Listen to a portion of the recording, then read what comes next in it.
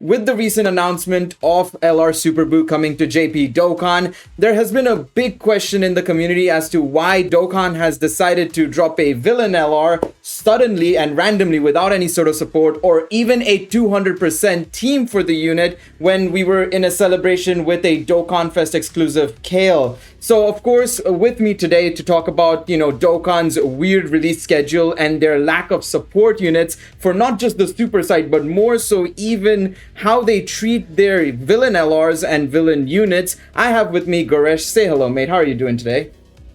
I am doing good. It's good to be on a video here. Hope you guys are doing good as well. And let's talk about some very bad decision making. Yeah, I mean, of course, like you said, very bad decision making. So let me ask you first and foremost, what do you think about the LR Super Boo release? I mean, as a unit, but just also like their timing of it. What do you think? So I am going to reserve judgment until we see what Golden Week is, because I think there's gotta be some connection. I really, because if you look at the past few years, right, we've had some instances where the LR at this time of year doesn't correlate necessarily with the Dokkan Fest at the beginning of the month, but this is such a just out there release that. And it's not like it's, you take a look at some of the other LRs that released during this time, like Nappa and Vegeta released after Blue Kaioken and Goku, right? It wasn't correlated. You look at, I don't know, Tapion and Minosha, right? They didn't correlate with their Dokkan Fest either. But, you have Dokkan Fest, or the NLRs that did correlate with each other. Super Boo is like a major character. To not be able to fit an LR Super Boo with a Dokkan Fest release, it seems too unbelievable to me. So I'm going to reserve judgment on timing until we see what Golden Week is. But if Golden Week ends up not being related to Super Boo, then I'm going to be extremely confused. So I think it's obviously, just as it stands right now, this is a very, very terrible release. But, we will see what Golden Week has in store. Yeah, absolutely. I mean, this is not the first time they've done this, though, but especially with villain LRs and villain DFEs itself, I feel like there's always been a problem where they just don't seem to release them properly. I mean, we've seen it in the past when even villain Dokkan Fest exclusives get, their EZAs or their, just generally they get their awakenings or whatever it may be. They've always had an issue with releasing supporting units. I mean, we've seen it with, of course, Fizz Omega's EZA. We didn't have any sort of supporting unit with him. Of course, I remember we were begging for an LR Sin to Omega Shenron so that there would be a supporting unit for that Fizz Omega EZA. Never happened. And then just generally as well in recent months and even last year, like for example, last year's Golden Week, right, with AGL First Form Cell, we never really got a support unit for him at all, to be honest, in the last year. And this is something that's been a repetitive pattern. So how do you feel about it and what do you think? Is this just exclusively limited to villains only? Dokkan has this issue? Or do you think that even it can apply to some super units as well? What do you think? I think it definitely can apply to super units as well. Like, I think the biggest example that we've seen from this is probably the LR Super Saiyan 4s as compared. Well, it's not like they're completely like just been left in the dust. Like they have decent pairings of characters you can use with them that would work well because they are still Saiyans. So at the end of the day, they have Saiyan links. But when you compare how they've been treated to how the gods were treated, who were released at the same time as them, it's very apparent that the gods received way more help over the course of the past year plus, right? But in terms of villains, here is the problem with just villains in this game. The problem is that villains have a much more specific link set depending on what type of character they are. So for example, Boos have Boo links. You have like the wall standing tall. You have Majin, infinite regeneration, more than meets the eye, stuff like that. Like those links that you wouldn't be able to just throw them on another villain team. Like for example, you wouldn't be able to throw them on a team with like Frieza and have them work well with each other. We have units like Turles who have like Destroyer of the Universe. Bojack has like Heraclan and Galactic Warrior. So, and then you also mentioned Cell. Cell, and Cell's even like a bigger issue because the different forms of Cell have like different link sets.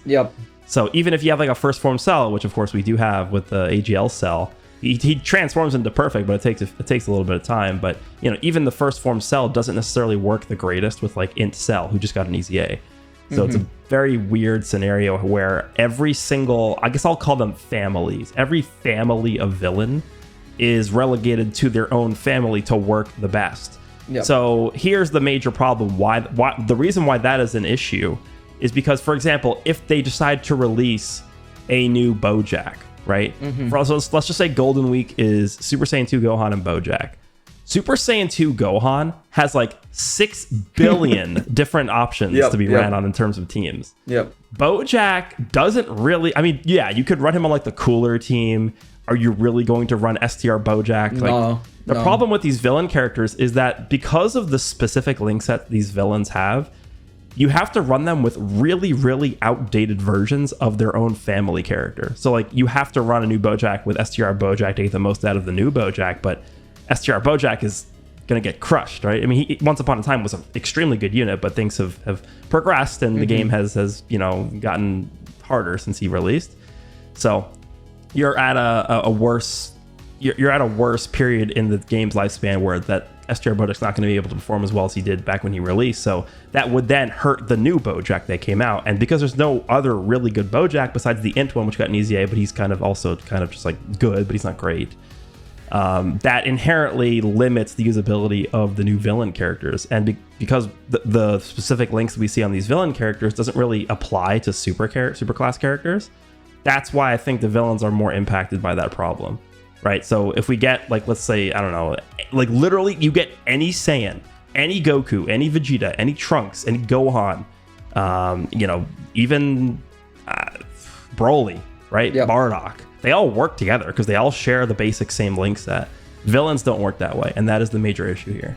Yeah, I mean, something you pointed out, especially with BoJack as an example, right? I remember when STR BoJack came out, we were clamoring for, you know, LR in BoJack to EZA so that there would be a supporting team. That's another issue I feel Dokkan has as well, is that their EZA schedule as well is just, you know, off the rails. Forget their normal release schedules for even just releasing new Dokkan Fest exclusives as well as LRs. Sometimes it feels like, you know, some of the EZAs come out at really bad times at, you know, for these villains especially, I feel. But of course, we spoke a little bit about super characters, but I also feel one of the biggest problems Dokkan has is just their banner unit releases. I mean, take their most recent anniversary for an example. I feel like if you take the last 3 anniversaries as an example, none of the banner units have been usable, to be honest. Let's be real. Bardock, Broly, 6th anniversary was what? Gohan and, you know, Gohan and Frieza, Gohan and Piccolo.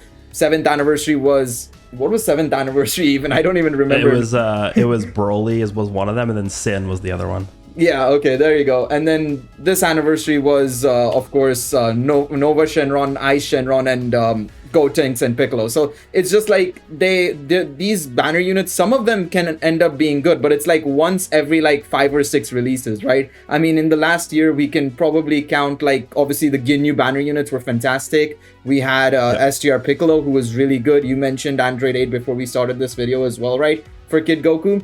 Do you think that they probably need to introduce more banner units? Like, for example, with this LR Super Boo release and maybe with Carnival LR banners, do you think they need to start introducing more banner units to be able to at least accommodate for these releases? Or do they need to change something else entirely? Because I think obviously one of the best ways to probably give support to these characters, forget 200% leads, but at least if you can get supports for these characters, do you think they need to start releasing more banner units, or what do you think they should do probably?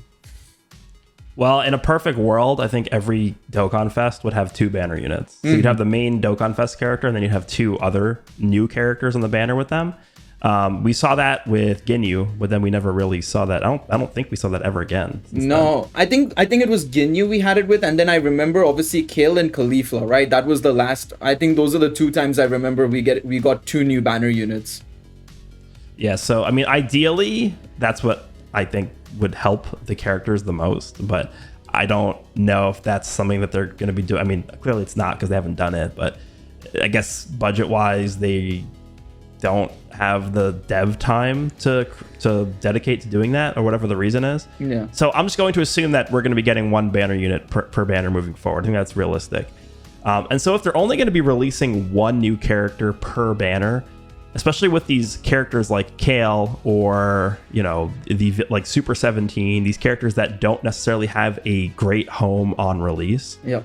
They have, like, the banner units have to be able to like adequately accommodate and supplement these characters on their teams where they want to be ran on. Otherwise, they're kind of just worthless releases, right? Yep. I mean, we just had like the greatest example of this in the history of the game with Frost. Oh my Frost, God. Frost might as well not exist. Yeah. What does he do? Like, yeah, that is true. I don't. So first of all, Frost just isn't a character that like. This goes back to the planning phase for the development team. The development team sat down and they were like, I assume they started with the Dokkan Fest exclusive. They said, okay, the Dokkan Fest exclusive in, you know, April is going to be Kale. That's what they said. That's what their plan was. And then I assume that they, you know, then mapped out what the banner unit was going to be after Kale. I don't think they did the banner unit first and then said, okay, what's the Dokkan Fest going to be? So the banner unit is hinging on the Dokkan Fest character. They actually looked at Kale and said, we're going to release a Frost as a Dokkan Fest exclusive character, as a banner unit on the Dokkan Fest banner. I don't understand what their thought process was because it makes zero sense about how Frost could actually help Kale.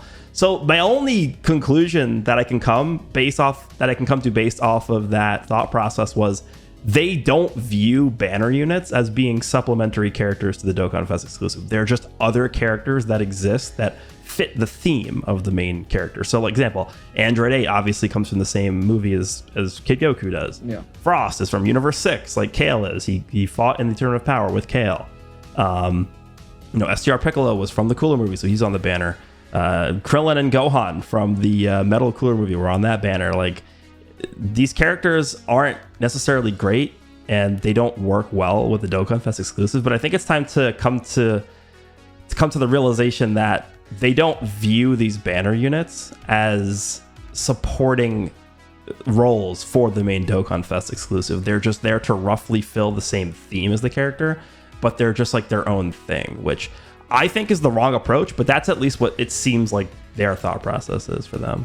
Yeah, I think you make a very good point. It's like they're going for these characters in and around that sort of timeline, basically, right? I mean, if you take a look at also God Goku and Vegeta, or God Goku, you had Vegeta, of course, as the banner unit from that period. It's not like, I mean, of course, Vegeta can at least link up somewhat with the God Goku, but like, you know, Ice and Nova Shenron with the GT guys. It's like, bro, you could have gone for anybody else, but you go for Ice and Nova Shenron. I mean, well, even the Gotenks and Piccolo next to the Boo duo, right? Yeah. So I think it's like occasionally you will just by chance get a good pairing, right?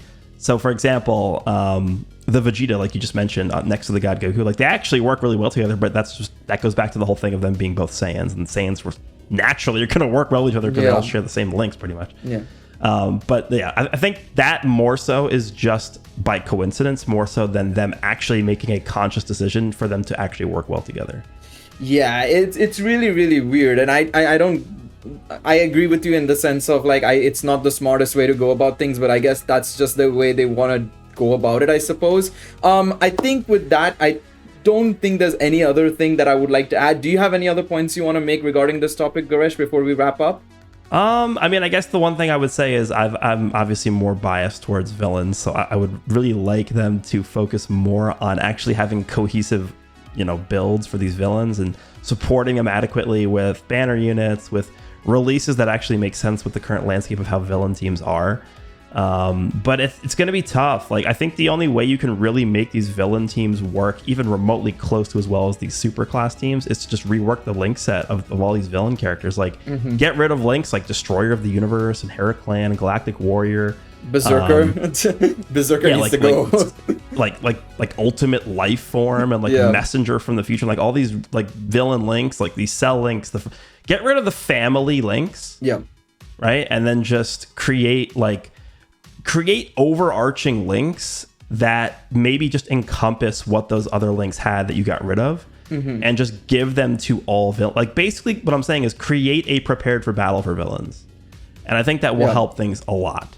Yeah, I think that's a good idea, actually. I think if they're not gonna, adjust these sort of themes and like how they organize these celebrations, I think they might need to actually work on the links at least, because then what will happen is we don't have to worry about like, oh, when is an LR Kid Buu coming out, or when is a DFE Kid Buu coming out for this LR Super Buu and stuff like that. We can just start running them with other sort of villain characters instead. Absolutely agree with you on that one. Let us know in the comments section down below as well, what do you guys think of the ways they can probably improve these celebrations, and just generally how they can improve villain teams as a whole. Of course, thank you to Goresh for joining us on this video as always. Appreciate you for coming on, of course. And once again, thank you guys so much for watching. Please be sure to leave a like down below, subscribe to the 5-9 channel, and we'll see you guys next time. Take it easy, everybody. Have a good one.